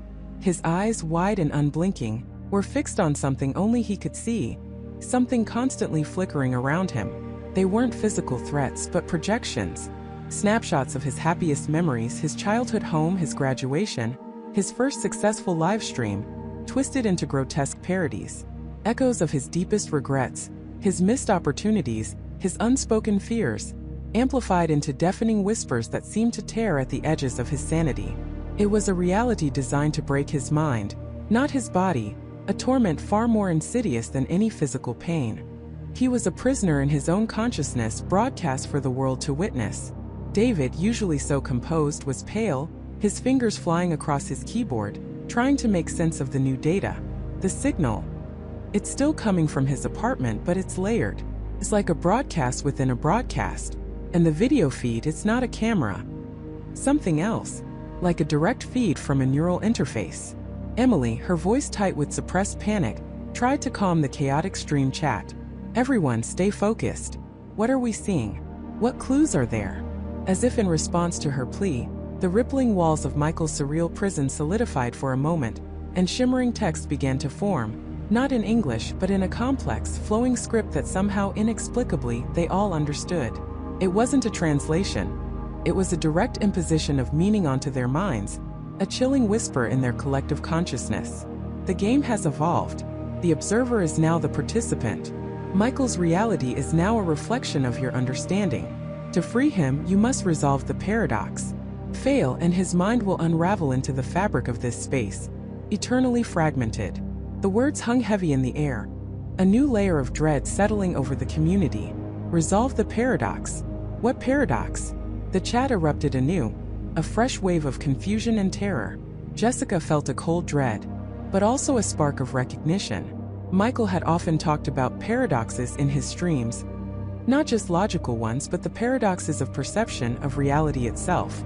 He'd theorized about how our minds construct our world, how subjective experience could warp objective truth. Could this be related to his theories? A paradox? David muttered, his attempts to trace the signal momentarily abandoned. This is insane. We need to trace this signal now. It has to be coming from somewhere. This isn't some abstract philosophical puzzle. This is Michael's life. But what if it is an abstract philosophical puzzle? Jessica countered, her voice barely a whisper. What if that's the point? Michael always said reality was subjective, that our perception shaped it. What if this different reality is literally being shaped by our perception of it, or by Michael's own mind? Emily looked at her, a flicker of understanding mixed with horror in her eyes. You think this thing, whatever it is using Michael's own theories against him? Jessica nodded slowly. And now it's telling us that our understanding is key. Michael's reality is now a reflection of your understanding. What if the paradox is the environment itself? The contradiction between what we know and what we perceive. As they spoke, the shimmering text on the wall shifted again. New words appeared, twisting phrases Michael himself had used in his streams. Perception is reality. But what if reality perceives you? And then, a series of symbols, complex geometric patterns, began to pulse with a faint, unsettling energy, shifting and reforming with each beat of Michael's silent torment. Jessica stared at the symbols. They looked vaguely familiar. Michael had a fascination with ancient geometry, sacred patterns, and their supposed connection to universal consciousness. He'd even sketched some in his notebook during one of his early streams, talking about how certain patterns were believed to be keys to understanding higher dimensions. Those patterns, Jessica said, pointing at the screen. Michael talked about them. He called them sigils of perception.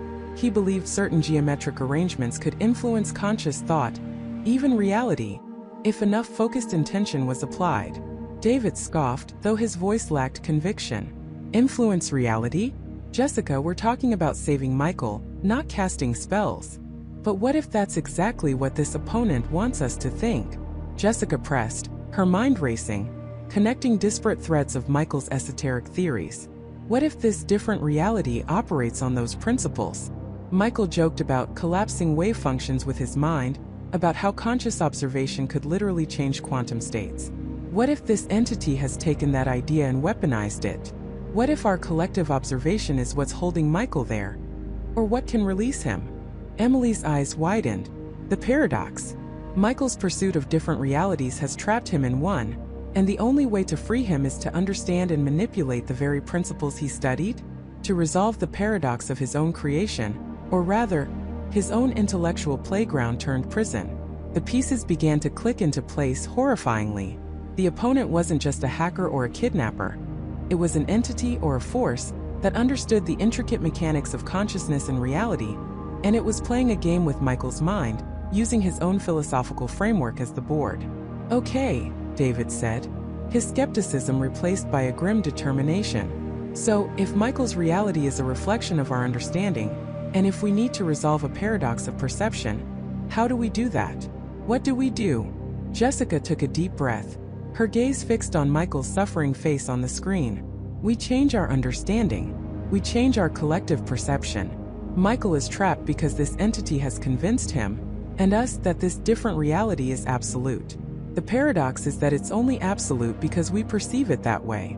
She turned to the camera, her voice gaining strength. "Everyone listening, everyone in the chat, we have to try something radical. This isn't about hacking, it's about a collective act of will. We have to believe with every fiber of our being that Michael is not trapped, that those walls are not real, that his torment is not absolute." A murmur of disbelief and confusion rippled through the chat, but also a desperate willingness to try. Jessica continued, her voice clear and commanding. "Focus on the screen. Look at Michael. Now visualize. Imagine the walls of his prison dissolving. Imagine the tormenting projections fading away. Imagine him standing free back in his apartment safe. We have to project that reality collectively. We have to will it into existence for him. This is what Michael talked about. The power of collective consciousness, the observer effect writ large." David and Emily, though still reeling from the sheer audacity of the plan, began to echo her instructions, rallying the community, guiding them to focus their intentions. Thousands of viewers, united by fear and hope, began to visualize, to project, their collective mental energy aimed squarely at the stream. For a moment, nothing happened. Then the stream flickered violently. Michael's tormented face contorted further, but this time, it was as if he was fighting an unseen force. The geometric symbols on the walls of his prison began to shift erratically, pulsating faster, their light intensifying, as if battling against the onslaught of collective human will. A new message, not shimmering but stark and red, slashed across the bottom of the screen, overriding the chat. "Interference will only accelerate the unraveling. This reality is not for you to command." And then, a new terrifying development. Michael began to fade. His form became translucent, shimmering like the liquid walls, his outline blurring, as if he was literally dissolving into the fabric of the surreal space. He was starting to unravel into the fabric of this space, just as the warning had stated. Time was running out faster than they could have imagined.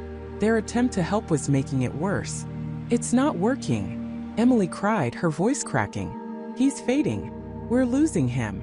As Michael's form grew more indistinct, a new image flickered on the stream, overlapping his translucent figure. It was brief, almost subliminal, but undeniably clear. Not just Michael's apartment, but a room that looked eerily similar to Emily's living room, then David's cluttered home office, then Jessica's own bedroom, all distorted, warped, and dissolving at the edges. A chilling realization dawned on Jessica, a truth far more terrifying than she could have ever conceived. This different reality wasn't just targeting Michael. It wasn't just using his theories. It was connected to all of them. It was using their collective mental energy, their fears, their perceptions to sustain itself and to expand. The paradox wasn't just Michael's. It was their shared reality being manipulated, being drawn into this impossible dimension. The entity wasn't just an unseen opponent. It was a parasitic force, feeding on consciousness itself.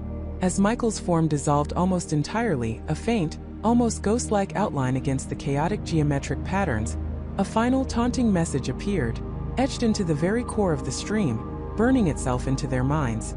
The paradox remains. One reality must yield. The choice is yours. And then a countdown began, not for Michael, but for the stream itself. A digital clock in the corner, stark red numbers, ticking down rapidly. It wasn't just Michael who was in danger anymore.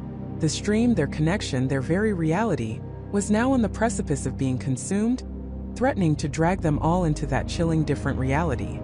The dark red numbers pulsed, a digital heart attack counting down to an unknown end. The stream, once a window into Michael's world, was now a fractured mirror, reflecting not just his impending doom, but a growing, insidious threat to everyone watching. The air around Michael grew thick, heavy with an unnatural static. The light from his monitor flickered, not just on his screen, but seemingly in the very room around him, casting his face in an eerie, strobing glow. His hands, trembling, reached for the power button on his PC, then the plug in the wall. Nothing. The machine hummed with a life of its own, an unyielding force that had seized control. The red numbers on the screen were now a frantic blur, accelerating their descent. Michael's breath hitched. He could feel it, a cold, creeping sensation, a pressure building behind his eyes, a phantom vibration in his teeth. It was as if the very fabric of his reality was starting to unravel, thread by thread. Then the chat exploded, not with frantic advice or terror for Michael, but with their own deeply personal horrors. Emily from Ohio typed, "My lights just went out then back on, but the color is wrong. Everything's a little green." David from California posted, "My reflection in the window just smiled back at me, but it wasn't my smile. It was too wide." Jessica from Texas screamed in text, "My cat just walked through a solid wall. I swear to God." The different reality wasn't just coming from Michael. It was bleeding through the screen, seeping into the homes of hundreds, thousands of unsuspecting viewers. The stream itself was the conduit, the digital wormhole.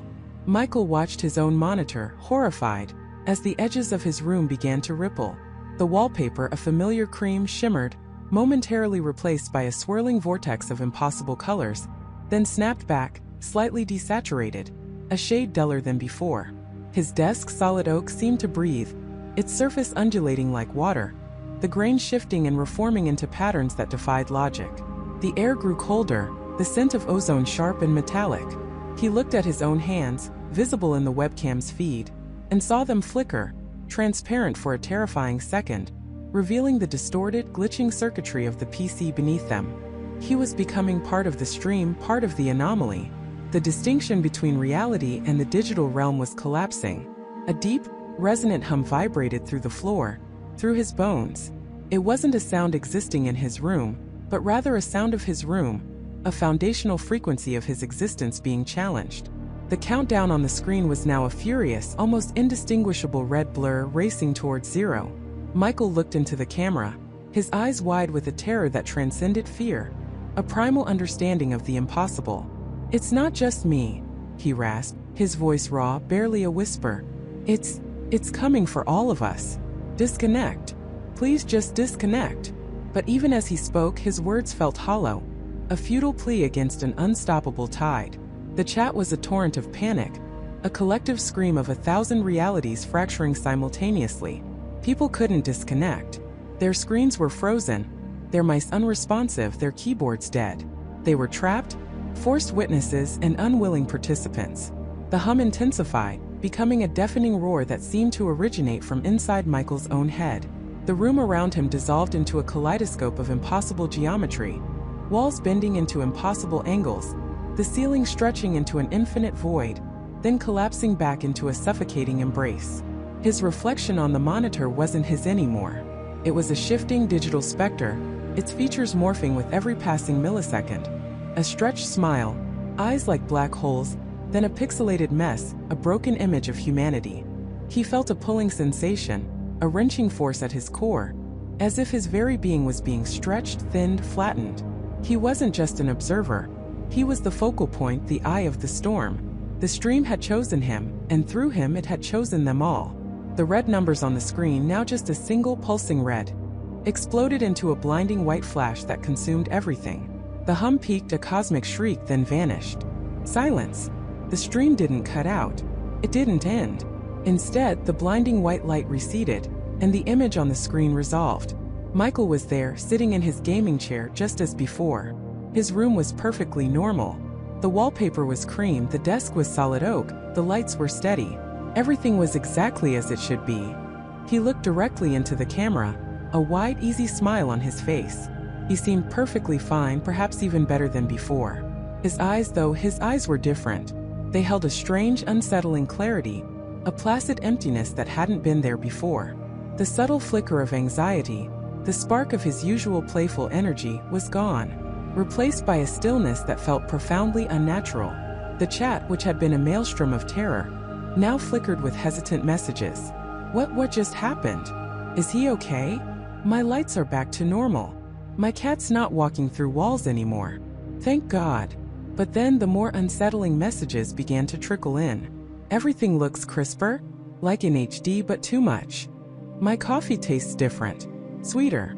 Too sweet. I looked in the mirror. My reflection. It blinked a fraction of a second after I did. Michael, are you really you? Michael chuckled, a light airy sound that didn't quite reach his eyes. Of course I'm me, everyone, he said. His voice smooth, devoid of the rasp it had moments before. Just had a little technical hiccup there, huh? Really threw a scare into us all. He gave a theatrical shrug, his smile unwavering. But we're back. And everything's running perfectly now. He paused, looking directly at the camera, his smile fixed. The air around the stream for the viewers felt subtly altered. The colors on their screens seemed a fraction too vibrant. The audio had a faint, almost imperceptible hum beneath Michael's voice, like a distant, perfectly tuned machine. It was a reality that was too perfect, too clean. Thanks for sticking with me through that, guys, Michael continued, his gaze unblinking. Really appreciate the support. I'm going to wrap up for tonight, but I'll be back tomorrow same time with more content. You won't want to miss it. His smile widened, stretching just a fraction too far, making the corners of his mouth crinkle in an unnatural way. It was the smile of someone who had won, or perhaps someone who had been replaced. The emptiness in his eyes felt less like shock and more like an abyss, an endless void reflecting nothing. The stream ended abruptly, not with a fade, but a crisp, instantaneous cut to black. The screens of thousands of viewers across the United States went dark. But the silence that followed was not one of relief. It was a silence filled with the echoes of their own questions, their own subtle fears. Had they just witnessed a glitch, a scare, a prank? Or had they, for a terrifying moment, been pulled into something far more profound? The world outside their windows still looked the same. Their homes felt familiar. But for many, something had irrevocably shifted. The colors of their living room seemed a shade too bright. The familiar hum of their refrigerator sounded a note too low. Their own reflections in the glass seemed to hold a flicker of an unfamiliar recognition. The live stream that showed a different reality hadn't just shown it. It had brought it, not as a monstrous invasion, but as a subtle, insidious integration. Michael was back and he was smiling. But the Michael who had returned wasn't the Michael they knew, and the reality they now inhabited, while outwardly indistinguishable, felt like a meticulously crafted replica, a perfect imitation of what once was. The chilling truth wasn't that they had escaped the different reality.